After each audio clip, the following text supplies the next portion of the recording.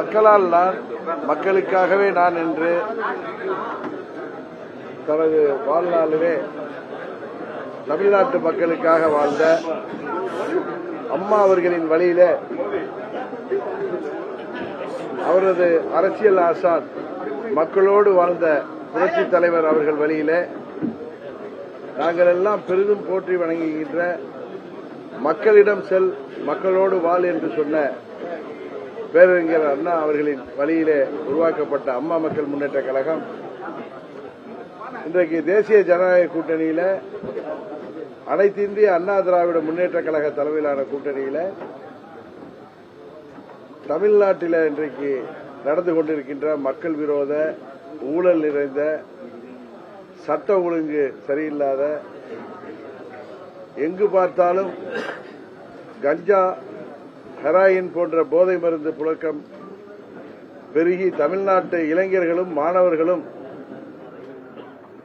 இன்றைக்கு வருங்காலம் அழிந்து விடுமோ என்கிற சூழ்நிலையில பச்சிளம் குழந்தை முதல் பெண் குழந்தை முதல் வயது முதிர்ந்த மூதாட்டி வரை வீட்டிலும் வெளியிலும் பாதுகாப்பு இல்லாத ஒரு மோசமான சூழ்நிலையில தமிழ்நாட்டிலே நாம் எல்லாம் கேள்விப்பட்டிருக்கோம். கலப்பரர் ஆட்சி என்பது இருண்ட காலம் என்று. அதுபோல இன்றைக்கு தமிழ்நாட்டில் ஒரு இருண்ட ஆட்சி நடைபெற்றுக் கொண்டிருக்கிறது.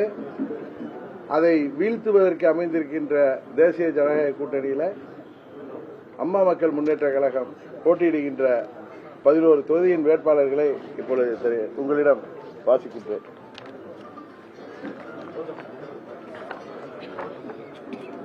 மடத்துக்குளம் முன்னாள் அமைச்சர், கழக துணை பொதுச் செயலாளர், அன்பு சகோதரர் சி. சண்முகவேலு அவர்கள். சைதாப்பேட்டை முன்னாள் அமைச்சர், கழக துணை பொதுச் செயலாளர், அன்பு சகோதரர் ஜி. செந்தமிழன் அவர்கள்.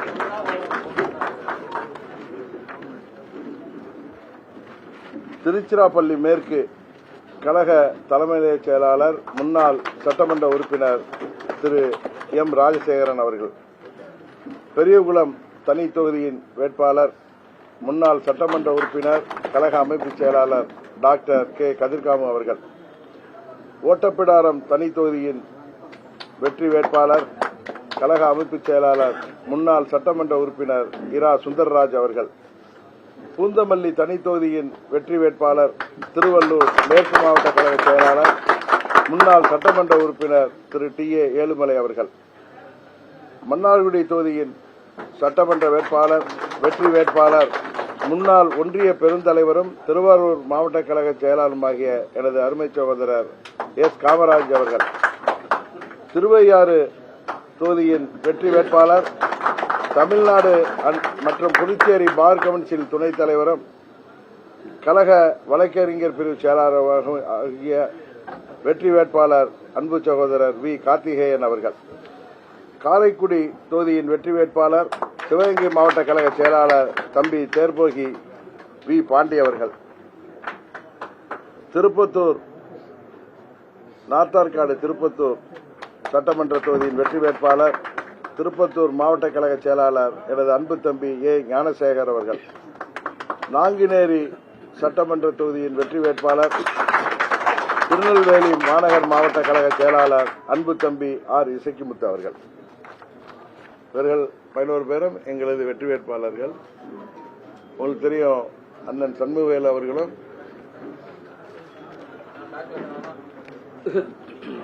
சகோதரர் செந்தமிழன் அவர்கள் மற்றும் கதிர்காமு அவர்கள், பூந்தமல்லி ஏழுமலை அவர்கள், நமது ஓட்டப்பிடாரம் முன்னாள் சட்டமன்ற உறுப்பினர் சுந்தரராஜ் அவர்கள் அம்மா அவர்களால் சட்டமன்ற உறுப்பினர்களாக, அதில் இவர்கள் அமைச்சர்களாக இருந்தவர்கள். சைதாப்பேட்டை தொகுதியில் 2 முறை வெற்றி பெற்றவர். இவர் மடத்துக்குளம் உடுமலைப்பேட்டை தொகுதியாக இருந்தபோது அங்கு தொடர்ந்து வெற்றி பெற்று அமைச்சராக இருந்தவர்கள். காமராஜ் அவர்கள் கடந்த தேர்தலில் குறைந்த வாக்கு வித்தியாசத்தில் அன்றைக்கு அனைத்து இந்திய அண்ணா திராவிட முன்னேற்ற கழகம், அம்மா மக்கள் முன்னேற்ற கழகம் இன்றைக்கு போல் ஒன்று நின்றிருந்தால் அன்றைக்கு மன்னார்குடியிலே மாபெரும் வெற்றி பெற்றிருப்பார். அதுபோல எங்களது இளைஞராக இசக்கிமுத்து அவர்கள் கடந்த 10 ஆண்டுகளிலே இயக்கத்திலே சிறப்பாக பணியாற்றி இன்றைக்கு அந்த பகுதியிலே எல்லோருடைய நன்மதிப்போடு வெற்றி வேட்பாளராக போட்டியிருக்கிறார். தம்பி ஞானசேகரன் அவர்கள் அம்மா அவர்கள் காலத்திலே திருப்பத்தூர் நகர செயலாளர் மற்றும் பேரவையிலே பல பொறுப்பில் இருந்தவர். 2019 தேர்தலிலே நாங்கள் தனியாக போட்டியிட்ட பொழுதும் வெற்றி வேட்பாளராக களம் கண்டவர். 21 தேர்தலிலும் அவர் அங்கு அம்மா மக்கள் முன்னேற்ற கழகத்தின் வெற்றி வேட்பாளராக போட்டியிட்டவர். இவர்கள் தான் பயணிப்பு. தம்பி தேர்போகி பாண்டி பாராளுமன்ற தேர்தலிலும் சரி அங்கே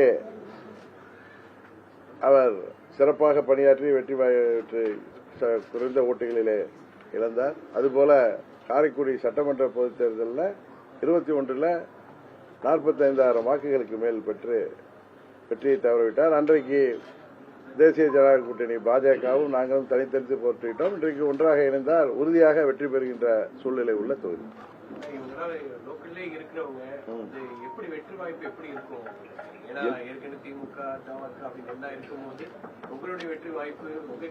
உறுதியாக எங்கள் வேட்பாளர்கள் வெற்றி பெறுவோம் என்கிற எண்ணத்தில் தான் எல்லாரும் அந்தந்த தொகுதியில் உள்ளவர். திரு ராஜசேகர் அவர்கள் நாங்கள் அவருக்காக அவர் முசிறி சட்டமன்ற தொகுதி உறுப்பினராக இருந்தவர். இப்பொழுது முசிறி தொகுதி எங்களுக்கு கிடைக்க முடியாத சூழ்நிலையில அவரே திருச்சி மேற்கிலே நான் போட்டியிடுகிறேன் என்ற பல நாள் அங்கே அரசியல் செய்து வருபவர். அதனால் அவர் திருச்சி மேற்கு தொகுதியிலே போட்டியிடுகிறேன் என்று சகோதரர் ராஜசேகர் அவர் கேட்டிருக்கிறாங்க. அந்த தொகுதியையும் கூட்டணியிலே எங்களுக்கு ஒதுக்கினார்கள். மேனிபெஸ்டோ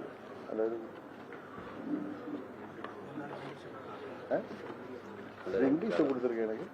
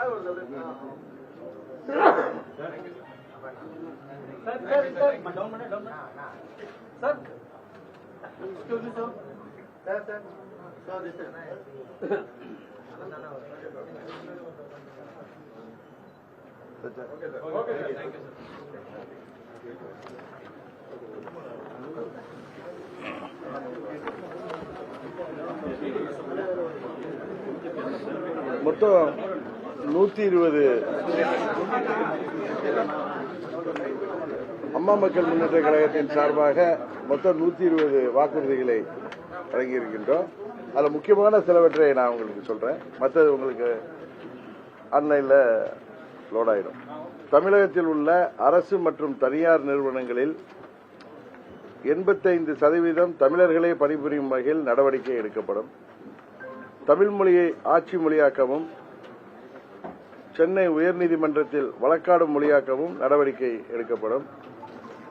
பசும்பொன் ஐயா முத்துராமலிங்க தேவர் மற்றும் இதய தெய்வம் அம்மா அவர்களுக்கு பாரத ரத்னா விருது வழங்க வலியுறுத்தப்படும். தேசியமயமாக்கப்பட்ட அனைத்து வங்கிகளிலும் விவசாயிகள் பெற்ற அனைத்து கடன்களும் தள்ளுபடி செய்வதற்கான நடவடிக்கை எடுக்கப்படும். இதய தெய்வம் அம்மா அவர்கள் போராடி பெற்ற உச்சநீதிமன்ற தீர்ப்பின்படி முல்லை பெரியாற்றில் 152 அடிக்கு நீரை தேக்க நடவடிக்கை எடுக்கப்படும். காவிரியின் குறுக்கே மேகதாது அணையை கட்ட முயற்சிக்கும் கர்நாடக அரசின் நடவடிக்கை முறியடிக்கப்பட்டு தமிழ்நாட்டின் உரிமை பாதுகாக்கப்படும். இயற்கை வேளாண் விஞ்ஞானி நம்மாழ்வார் பெயரில காவிரி டெல்டா பகுதியில் இயற்கை வேளாண்மை பல்கலைக்கழகம் மற்றும் ஆராய்ச்சி நிறுவனம் தொடங்க நடவடிக்கை எடுக்கப்படும். 100 நாள் வேலை திட்டத்தின் வேலை நாட்கள் 150 நாட்களாக உயர்த்திடவும் ஊதியத்தை உயர்த்திடவும் நடவடிக்கை எடுக்கப்படும். தமிழகத்தில் நடைபெறும் மணல் உள்ளிட்ட கனிம வள கொள்ளைகள் தடுத்து நிறுத்தப்படுவதோடு அத்தகைய செயல்களில் ஈடுபடுவோர் குண்டர் சட்டத்தில் கைது செய்ய நடவடிக்கை எடுக்கப்படும். சட்டப்பூர்வமான சாதிவாரி கணக்கெடுப்பை மாநில அரசே நடவடிக்கை எடுப்பதோடு சமூக நீதி காத்த வீராங்கனை அம்மா அவர்களால் கொண்டுவரப்பட்ட 69% இடஒதுக்கீடு முறையாக பாதுகாக்கப்படும். தென் மாவட்டங்களில் வசிக்கும் சிறுபான்மையினருக்கு டிஎன்சி அல்லது டிஎன்டி என 2 சான்றிதழ்கள் வழங்கும் நடைமுறையை மாற்றி டிஎன்டி என்ற ஒற்றை சான்றிதழ் வழங்கிட நடவடிக்கை எடுக்கப்படும். தமிழகத்தில் மத்திய அரசின் கேந்திரிய வித்யாலயா மற்றும் PM ஸ்ரீ திட்ட பள்ளிகள் அதிக அளவில் தொடங்க நடவடிக்கை எடுக்கப்படும். அரசு மற்றும் அரசு உதவி பெறும் கல்லூரிகளில் கலை, அறிவியல், இளநிலை படிப்புகளுக்கு அனைத்து வகையிலான கட்டணங்களும் ரத்து செய்யப்படும். மதுரையில் அமையும் எய்ம்ஸ் மருத்துவக் கல்லூரி மருத்துவமனையைப் போல வட தமிழக மக்களுக்காக அப்பகுதியில் புதிய எய்ம்ஸ் மருத்துவமனை அமைக்க நடவடிக்கை எடுக்கப்படும். திமுகவின் அதிகார வர்க்கத்தால் கைகள் கட்டப்பட்டிருக்கும் காவல்துறைக்கு முழு சுதந்திரம் கொடுக்க நடவடிக்கை எடுக்கப்படும். மதுவிலக்கு கொள்கையை முழுமையாக அமல்படுத்தும் வகையில் நடைமுறைக்கு சாத்தியமுள்ள புதிய மது கொள்கையை உருவாக்க நடவடிக்கை எடுக்கப்படும். குடியிருப்புகளுக்கு மாதம் ஒருமுறை மின் கணக்கீடு, மின்சார வாகனங்களுக்கு மானியம் வழங்கப்படும். மதுரை மற்றும் கோயம்புத்தூரில் மெட்ரோ ரயில் திட்டங்களை கொண்டுவர முயற்சிகள் மேற்கொள்ளப்படும். அரசு ஊழியர்கள் மற்றும் ஆசிரியர்கள் விரும்பும் பழைய ஓய்வூதிய திட்டத்தை மீண்டும் அமல்படுத்த நடவடிக்கை எடுக்கப்படும். தமிழகம் முழுவதும் உள்ள தூய்மை பணியாளர்கள், சத்துணவு மற்றும் அங்கன்வாடி ஊழியர்கள் பணி நிரந்தரம் செய்யப்படுவார்கள். திமுக ஆட்சி காலத்தில் அரசு ஊழியர்கள் மீது போடப்பட்ட வழக்குகள் அனைத்தும் திரும்பப் பெற நடவடிக்கை எடுக்கப்படும். அனைத்து மதத்தினரின் வழிபாட்டு உரிமைகள் நிலைநாட்டப்பட்டு அவர்களின் மத சுதந்திரம் பாதுகாக்கப்படும். தமிழகம் முழுவதும் உள்ள அனைத்து ஊராட்சி ஒன்றியங்களிலும் குறைந்தபட்சம் ஒரு அம்மா உணவகம் அமைக்க நடவடிக்கை எடுக்கப்படும். தமிழ்நாட்டில் மீண்டும் சட்டமேலவை உருவாக்க நடவடிக்கை எடுக்கப்படும்.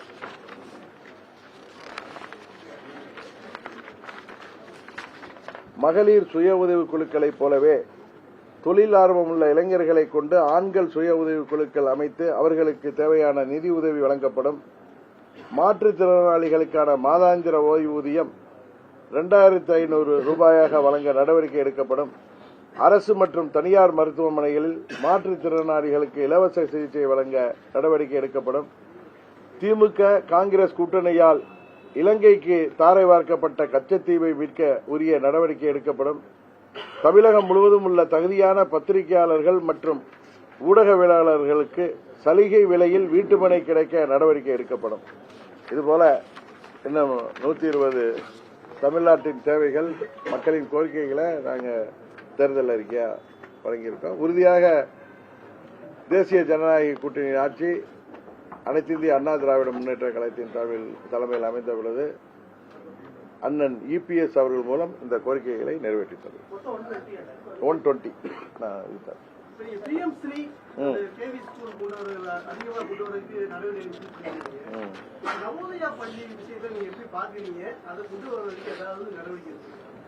உறுதியாக தேவை அறிந்து அதையும் கொண்டு வருவதற்கான நடவடிக்கைகள் எடுக்க உறுதியளிக்கிறோம்.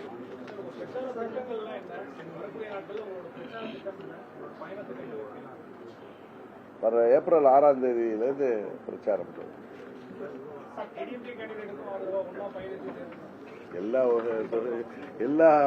236 தொகுதியில கூட்டணிகளை சேர்ந்த அனைத்து அம்மா மக்கள் முன்னேற்ற கழகம், அதிமுக, பாஜக,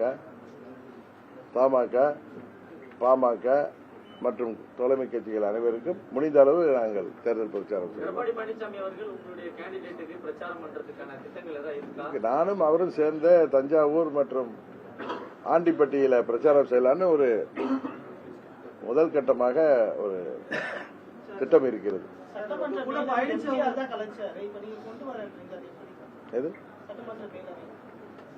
முயற்சி செய்து கொண்டு வருவோம். யார் தலைவர் காலத்துல அது தேவையில்லை அப்படின்னு கலைச்சாரு. இப்ப தேவை இருக்கு. நிறைய வல்லுநர்கள்,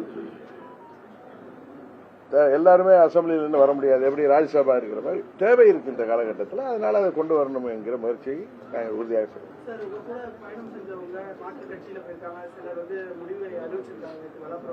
ஆமாமா, அவங்க என்ன சொன்னாங்க, வேற என்ன இருக்கும் அதெல்லாம் சும்மா, அதாவது அது ஒருத்தவங்க கட்சியை விட்டு அது திமுகவுக்கு போன பிறகு அவர்கள் சொல்வது, நீங்க அதெல்லாம் நீங்க எடுத்துட்டு கேட்டா என்னால பதில் சொல்ல முடியாது. உண்மையே நாங்கள் எங்களுக்கு தேவை அதிகமாக இருந்தது. குறைந்தது ஒரு 16 பேருக்கு நாங்கள் வாய்ப்பை பெற்று தர வேண்டும் என்ற முயற்சியில் தான் இருந்தேன். அதில் ஒரு சிலருக்கு முடியவில்லை. இப்ப டெல்டா மாவட்டங்கள்ல 3 தொகுதிகளை நாங்க கேட்டோம். ஏன்னா 40,000 ஓட்டுக்கு மேல் பெற்றிருக்காங்க, 40,000 ஓட்டு வரை பெற்றிருக்கிறாரு. அதே மாதிரி அண்ணன் ரெங்கசாமிக்கும் நாங்கள் கேட்டோம். ஆனால் அந்த தொகுதி அவர்கள் கட்சிக்கு முன்னாள் அமைச்சர் மறைந்த துரைக்கண்ணு அவர்களின் மகனுக்கு வாக்குறுதி கொடுத்து விட்டோம் என்று சொன்னார். இன்னொன்னு அண்ணன் இபிஎஸ் அவர்கள் சொன்ன பொழுது, இப்பொழுது எந்தெந்த தொகுதியில அவங்க டிஸ்குவாலிஃபை ஆயிருக்காங்களோ அந்த தொகுதியில உள்ள சட்டமன்ற உறுப்பினர்களுக்கு தான் மெஜாரிட்டி கேட்டோம். ஆனா அண்ணன் ரெங்கசாமி அவர்கள் இதுல பாபநாசம் தொகுதியில தான் நான் போட்டியிடணும், போன முறை போட்டியிட்டேன்னு சொல்லி கேட்டா அவரால் கொடுக்க முடியாமல் போனது. தம்பி வேலு கார்த்திகேயனும் அண்ணன் ரங்கசாமி அவர்களும் உறவினர்கள். இவர் அந்த தொகுதியை அவருக்கு பக்கத்து தொகுதி தானே, நீங்கள் அங்க அவர் தான் அந்த பகுதியில் நீண்ட நாள் அரசியலில் இருப்பவர். இந்த அம்மா காலத்திலே திருவையாறு தொகுதியில் அவர் ஒரு முறை அறிவிக்கப்பட்ட அப்புறம் மாற்றப்பட்டார். இவர் அங்கே அறிவித்த உடனே அந்த மானை இங்கே நாங்கள் அதுதான் கிடைச்சின்னு சொன்னப்ப இவர் அவருக்கு பெருந்தன்மையாக நீங்கள் போட்டியிடுங்கள் என்று அவருக்கு எனது முன்னாடியே அவர் விட்டுக் கொடுத்தார். நான் கூட கேட்கல, அவரே விட்டுக் கொடுத்தார். ஆனால் அவர் அதை வேண்டாம் என்று சொல்லிவிட்டு சொன்னார், இருந்தாலும் பார்த்துக்குவோம், அறிவிக்கிறதுக்கு இன்னும் 2-3 நாள் இருக்கு, வாங்க பேசிக்கோன்னு சொன்னேன். அதுக்குள்ளார அவர் ஏதோ காரணத்தினால போய் திமுக செஞ்சார். வருத்தம் அளிக்கிறது. அதுபோல சோளிங்கர், திருப்பூர் போன்ற தொகுதிகளுக்கு நாங்கள் கடுமையான முயற்சி செய்தோம். அது அவர்களுக்கே தெரியும். பட் அது பாமகவுக்கு ஒதுக்கப்பட்ட சூழ்நிலையினால அண்ணன் இபிஎஸ் அவர்களால் எங்களுக்கு கொடுக்க முடியல. அதனாலதான் அவர் திருப்பத்தூர் தொகுதியை அதே போன்ற தொகுதியை கொடுத்து பார்த்திபனை அங்கே கூட இருக்க சொல்லுங்கள். தம்பி ஞானசேகரன் அவர் வீட்டுக்கு கூட சென்று இங்கே போட்டியிடுங்கள் என்று சொன்னார். அவர் கூட எப்பயுமே இடைப்பெரிய நண்பராக இருப்பார். எப்படி இவர் அவரும் மாமா மாப்பிள்ளைங்கிற உறவுல இருப்பாங்களோ அது மாதிரி இருந்ததுதான். பட் அவங்க கோய்ச்சிட்டு 1000 சொல்லுவாங்க. யாரு அவங்க இப்ப கூட வர்றப்ப சில பேரை கூப்பிட்டு பேசிட்டு தான் மேல பேசிட்டு தான் கொஞ்சம் லேட்டா வந்தேன். எல்லாம் எனது நண்பர்களை தாண்டி எனது உறவினர்களாகத்தான் நான் கட்சியில் உள்ளவங்களை பார்க்கிறேன். எல்லாருக்கும் தெரியும். நாங்கள் 16 தொகுதிகள் எப்படி வாங்க வேண்டும் என்கிற முயற்சியில் இருந்தோங்கிறது எல்லாருக்கும் தெரியும். 11 கூட்டணியில அவங்க 11 தொகுதிகள் ஒதுக்கிய பிறகு இன்னும் சொல்ல போனா எங்களுக்கு 10 தொகுதிகள் நாங்கள் கேட்ட தொகுதிகள் இருந்து தான் கொடுத்திருக்கிறார். உங்களுக்கே தெரியும். 11வது தொகுதி கூட இவர் ராஜசேகர் அவர்கள் கடந்த முறை மணச்சநல்லூர்ல போட்டிட்டார். அவர் முன்ன முசிறியத்தில் இருந்தார் முசிறி தொகுதியில. ஆனா கடந்த 21ல மணச்சநல்லூர்ல போட்டிட்டாரு. அதனால அவங்க அந்த தொகுதியை யாருக்கோ நாங்கள் ஏற்கனவே அவங்க ப்ராமிஸ் பண்ணிருக்கிறதுனால மணச்சநல்லூர்ல தான் அவர் நின்னார். அதை பார்த்துட்டு தான் மணச்சநல்லூர் கொடுத்தாரு. பட் இவர் அதை விட எனக்கு திருச்சி மேற்கு கொடுங்கன்னு சொல்லி வாங்கிட்டார். அதனாலதான் சொன்ன 99.5% நாங்க கேட்ட தொகுதிகளில் இருந்து தான் கிடைச்சிருக்கின்றோம். உண்மையிலே எனக்கு வருத்தளிக்குது. அண்ணன் ரங்கசாமி அவர்களுக்கோ, தம்பி பார்த்திபன் அவர்களுக்கோ, திருப்பூர் சகோதரர் கோதண்டபாணி அவர்களுக்கோ, அரூர் முருகன் அவர்களுக்கோ என்னால் பெற முடியாமல் போனது. அதுபோல இன்னும் சில கட்சியின் முன்னோடிகளாக அந்தந்த பகுதியில் பணியாற்றுபவர்களுக்கு இப்ப டி கே ராஜேந்திரன் தருமபுரியில, அது மாதிரி எங்கள் கழக பொருளாளர் எஸ்.கே. செல்வம் அவர்களுக்கு, இதுபோல திருப்பூர் விசாலாட்சி அவர்களுக்கு, இதுபோல சுகுமார் அவர்களுக்கு கோவை மண்டலத்தில், அது மாதிரி சாத்தூர் தொகுதி அதுல எங்களுக்கு நல்ல வேட்பாங்க நண்பர் நயினார் நாகேந்திரன் பாஜக போட்டியிடுறதுனால அதுல போட்டியிட முடியாமல் போனது. தம்பி டேவிட் அண்ணாதுரை, மேலூர் சாமியின் பையன் இருக்கார் ஆசையன். இது போல நாங்க கேட்ட தொகுதியில் நான் சொல்றேன் 30 தொகுதிகள்கிட்ட நாங்க அவங்கள்ட்ட கேட்டிருந்தோம். அதுல 11 தொகுதிகள் கிடைத்தது. அதுல 10 தொகுதி நாங்கள் கேட்ட தொகுதியிலிருந்து தான் கிடைச்சிருக்கு. அதனால யாரையும் நாம் குறை சொல்லிடக்கூடாது. அவர்கள் கிடைக்கவில்லை, கடுமையாக முயற்சி செய்தோம் என்பது அவர்களுக்கும் தெரியும். அவர்கள் என்னோட தலைமை கழகம் வந்துவிட்டு தான் அன்னைக்கு சென்றார்கள். அதுக்கு பிறகு என்ன நடந்ததோ, அவர்களுக்கு என்ன கோபதாபமோ அது மாதிரி முடிவெடுத்திருக்கார்கள். ஒன்னே ஒன்று சொல்ல, எனது பழைய நண்பர்கள் அவர்கள் எங்கிருந்தாலும் வாழ்க்கை என்பதுதான் என்னது சொல்ல முடியும். ஏன்னா நாங்கள் எல்லாம் ஒன்றாக அண்ணன் தம்பிகளாக கடந்த 9 ஆண்டுகள் என்னோடு பயணித்தவர்கள். அவர்கள் வருத்தத்திலையும் கோபத்திலையும் எது பேசினாலும் நான் அதை பெரிதாக எடுத்துக்கொள்ளப் போவதில்லை. ஏன்னா ஒரு காலத்தை திரும்பி அவர்கள் எங்களோடு வருவார்கள் என்கிற நம்பிக்கை எனக்கு நன்றாகவே இருக்கு.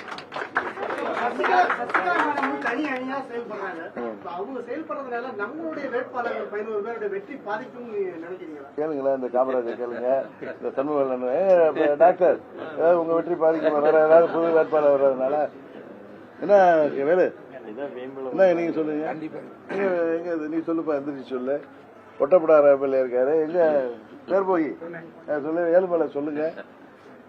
எங்களுக்கும் திமுக அன்னைக்கு தான் போட்டி, மற்ற கட்சிகள் போட்டியிடலாம், பட் அது எங்களது வெற்றி வாய்ப்பை பாதிக்காது என்பதுதான் எல்லோருடைய கருத்து. அதான்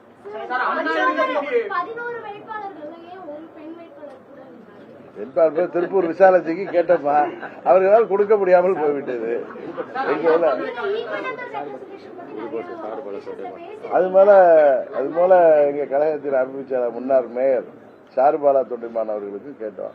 ஒரு கூட்டணியில நாங்க உங்களுக்கு தெரியும், எதிரும் புதிருமாக இருந்துவிட்டு நாங்கள் ஒன்றாகி போறப்ப சுமூகமாக அந்த கூட்டணி முடிந்து அம்மாவின் 21 நாங்க தனித்து நின்றோம். அதனால அம்மாவின் ஆட்சி வர முடியாமல் போனது. அந்த வருத்தம் எங்களுக்கும் இருக்குது, அவங்களுக்கும் இருக்கு. அதனால இந்த முறை நாங்கள் எல்லாவற்றையும் விட்டுவிட்டு அதிமுகவும் அமமுகவும் கடந்த 8 ஆண்டுகள் எங்களுக்குள்ள இருந்த பங்காளி சண்டையை எல்லாம் தூக்கி எறிந்துவிட்டு நட்புணர்வோடு ஒன்றிணைகிறோம். அதுல அது சுமூகமாக முடிய வேண்டும் என்பதற்காக பாஜகவின் டெல்லி தலைவர்கள், குறிப்பாக உள்துறை அமைச்சர் அவர்கள் எங்களை அதை ஃபாலோ செய்து எங்களுக்கு தொகுதிகளை பெற்றுத் தந்தார். நீங்க உடனே எல்லாம் டெல்லிக்கு போறீங்கன்னு அப்படி இல்லை. ஒன்று சுமூகமாக முடிவதற்கு எங்களை யார் இந்த கூட்டணியை கொண்டு வந்தார்களோ அவர்கள் அதை அக்கறையோடு 2 பேரிடம் பேசி எங்களுக்கு சுமூகமாக முறையில் தொகுதிகளை பெற்றுத் தந்தார்கள். நானே இப்ப சொல்றேன், நான் கேட்டதுல 90%, 99.5 இவர் இதை கேட்டதை வச்சு கொடுத்திருக்காங்க. இதுக்கு மேல நீங்க என்ன குறை சொல்ல முடியும்? இன்னும் 4-5 தொகுதி கேட்டு பார்த்தோம். அதுக்காக கூட்டணியில போய் நம்ம சட்டை போடுற டைப் நாங்க கிடையாது. கூட்டணி வெற்றி பெற வேண்டும், அதனால் சுமூகமாக முடியும். அண்ணா பல்கலைக்கழக விவகாரத்தில் ஏற்கனவே பாலியல் வன்கொடுமை செய்யப்பட்டதா ஞானசேகரன் கைது செய்திருக்காங்க. இந்த நிலையில அங்க படிக்கக்கூடிய மேலும் ஒரு மாணவி பாலியல் துறை பேராசிரியர் புகார் கொடுத்திருக்காங்க. அவரும் கைது செய்யப்பட்டிருக்காரு. ஆனா அங்க போய் நடத்திய விசாரணை மேலும் 4 பெண்கள் அந்த பேராசிரியர் மேல புகார் கொடுத்திருக்காங்க. இதெல்லாம் நீங்க எப்படி பாக்குறீங்க? இந்த காலத்துல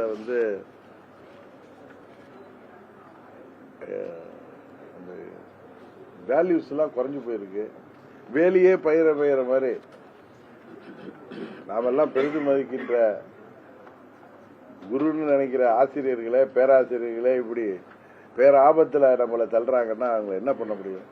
இது மாதிரி உள்ளவங்களுக்கு கடுமையான தண்டனை வழங்கப்படும். இது ஜனநாயக நாடு.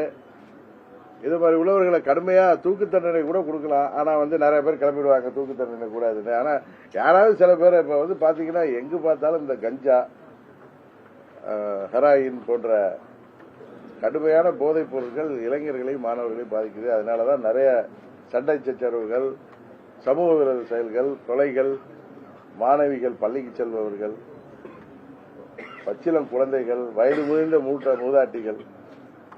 நம்ம ஊரெல்லாம் சொல்லுவாங்க, என்னையா அந்த பொண்ணு அப்படி ட்ரெஸ்ஸை போட்டிருக்கு, அதனால அப்படி நடந்துகிட்டாருன்னு கூட சில பேர் அவங்களுக்கு வக்காலத்துவாங்க. 2 வயது பச்சிளம் குழந்தையை பார்த்து ஒருத்தருக்கு அது மாதிரி தோணுச்சுன்னா அவனெல்லாம் நிக்க வச்சு சுடணும்.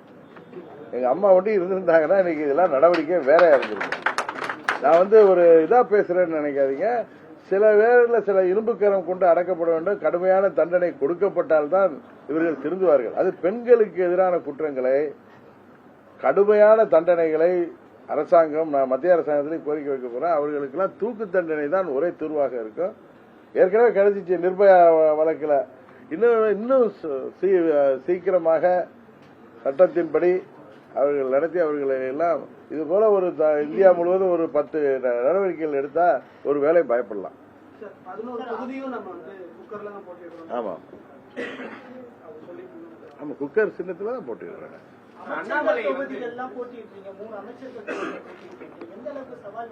என்ன டிஆர் ராஜா தொகுதி மன்னார்குடியில போன ட்ரிப் நீங்க அதிமுகவும் நாங்களும் வாங்கிய ஓட்டுகளை கூட்டினா நாங்க வெற்றி பெற்றுருவோம். அது மாதிரி காரைக்குடியும் அதே நிலைமை தான்.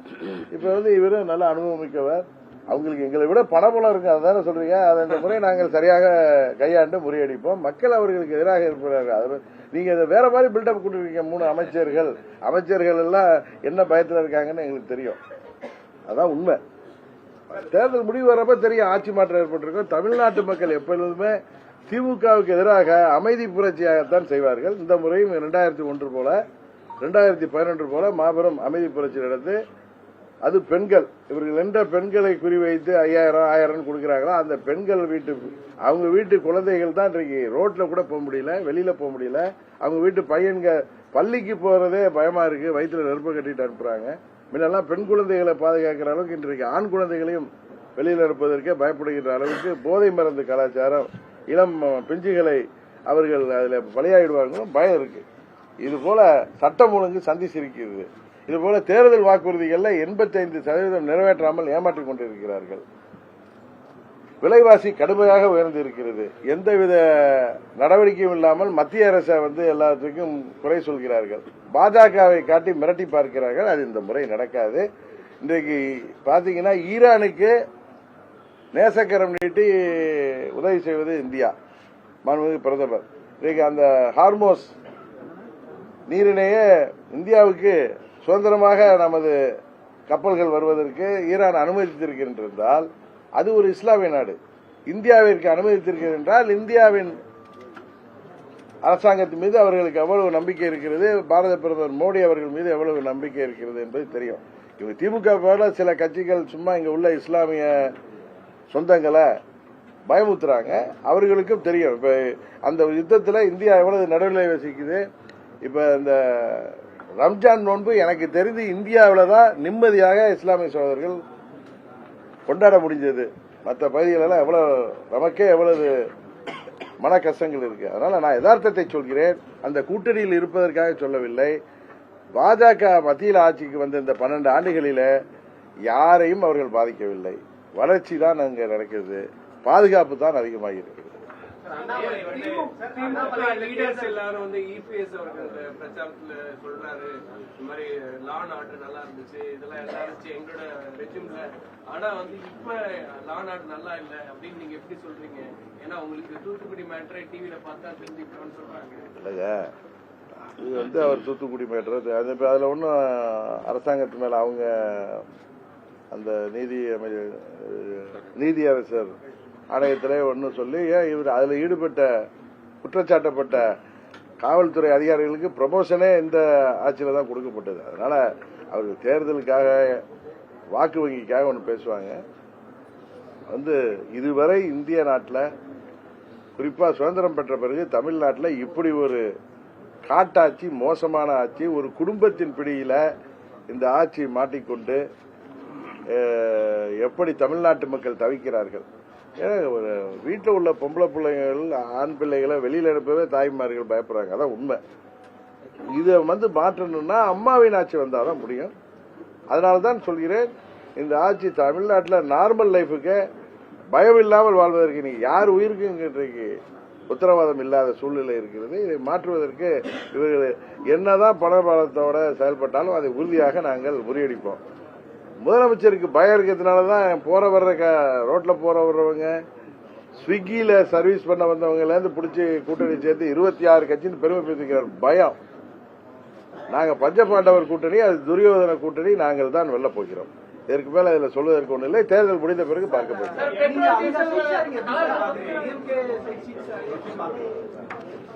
100 தொகுதி பங்கீடை பத்தி நான் பேசுவதற்கு ஒண்ணு அதை பத்தி சொல்றதில்லை. அது உறுதியாக தோக்க போற கூட்டணி 26 இல்ல 56 கட்சி இருந்தாலும் தோக்க போற கூட்டணி உறுதியாக வெற்றி பெற போவது தேசிய ஜனநாயக கூட்டணி தான். தமிழ்நாட்டில் அம்மா அவர்கள் ஆட்சி அமைக்கும்.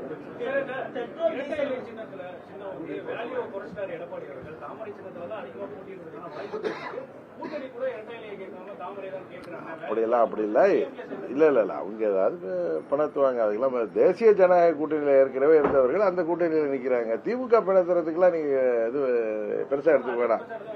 இல்ல அதெல்லாம் ஒண்ணு இல்லை. அது யார் எந்தெந்த கூட்டணியில் இருக்காங்களோ அந்த சின்னத்தில் இருக்காரு. இன்னும் சொல்ல போனா சகோதரர் ஏசிஎஸ் அவர்கள் ஒரு தொகுதியில பாஜகலையும் ஒரு தொகுதியில ஏடிபிக்கலையும் நிக்கிறாரு.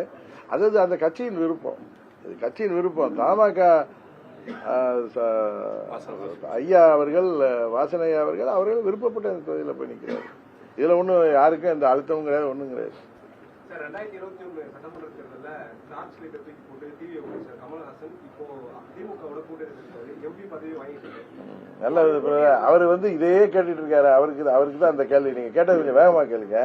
சட்டமன்ற தேர்தலில் போட்டியிடல, ஆனா நாங்க வந்து ஆதரவு தெரிவிக்கிறோம் திமுகவுக்கு. ஆமா, அதாவது மக்கள் நீதி மையம் ஆரம்பிக்கப்பட்ட போது யாருக்கு எதிராகலாம் அவங்க ஆரம்பிக்கிட்டார்கள் என்பது எல்லோருக்கும் தெரியும். அதே திரு கமலஹாசன் அவர்கள் மீது எனக்கு நல்ல மரியாதை உண்டு. அதனால அவரை பத்தி நான் பேச விரும்பல. ஆனால் அவர்கள் வந்து இன்றைக்கு டார்ச் லைட் சின்னத்தில் போட்டியிட முடியாத சூழ்நிலையில இருந்தாங்க. அவர்களுக்கு கொடுக்கப்பட்டது அதை நீங்க என்னன்னு சொல்றீங்க, அது அழுத்தம் தானே, அதனால வேணான்ட்டாரு. அவருக்கு தொகுதி கிடைக்கல. எங்க இதுல யாருக்கும் அந்த மாதிரி அழுத்தங்கள் கிடையாது. வந்து மதிமுக சொல்லி இருக்குது, சில சிரிப்பா சில அழுது கொண்டே சிரிக்கிறோம்.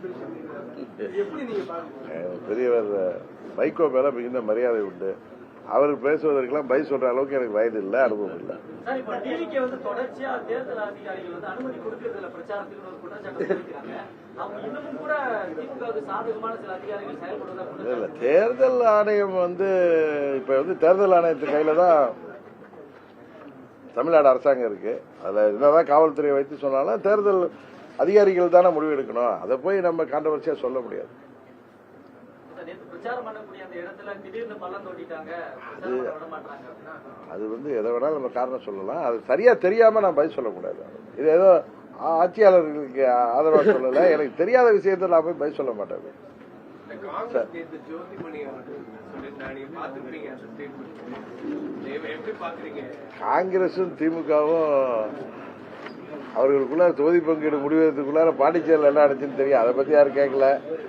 கொள்கை கூட்டணிங்கிறாங்க. நீங்க பாண்டிச்சேரியில் அந்த கொள்கையெல்லாம் காத்துல பறந்துட்டு உறுதியாக அந்த கூட்டணி இந்த முறை தோற்க போவது உறுதி.